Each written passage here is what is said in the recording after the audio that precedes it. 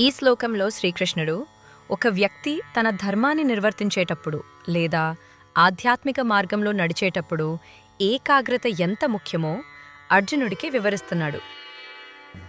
వ్యవసాయాత్మికా బుద్ధి ఏకేహ కురు నందన బహుశాఖా హ్యనంతాశ్చ బుద్ధయో వ్యవసాయినాం. ఓ కురునందన, ఈ కర్మయోగ మార్గంలో ఉన్నవారి బుద్ధి నిశ్చయంగా ఏకాగ్రతతో కూడి ఉంటుంది. కాని స్థిరమైన నిశ్చయబుద్ధి లేనివారి ఆలోచనలు అనంతంగా అనేక శాఖలుగా చీలిపోయి ఉంటాయి. పరమాత్మను చేరాలనే లక్ష్యం ఉన్నవాడు తన బుద్ధిని ఒకే ధ్యేయంపై నిలుపుతాడు. దీనినే ఏకాగ్రత అంటారు. అలా కాకుండా ప్రాపంచిక సుఖాల కోసం రకరకాల కోరికలతో కర్మలు చేసేవారి ఆలోచనలు ఎప్పుడూ ఒకచోట స్థిరంగా ఉండవు. వారు ఒక కోరిక తీరగానే మరో కోరిక వైపు పరుగులు తీస్తూ తమ శక్తిని వృధా చేసుకుంటారు. మనల్ని తప్పుదోవ పట్టించే ఆకర్షణీయమైన మాటలు ఎలా ఉంటాయో రేపటి శ్లోకంలో తెలుసుకుందాం.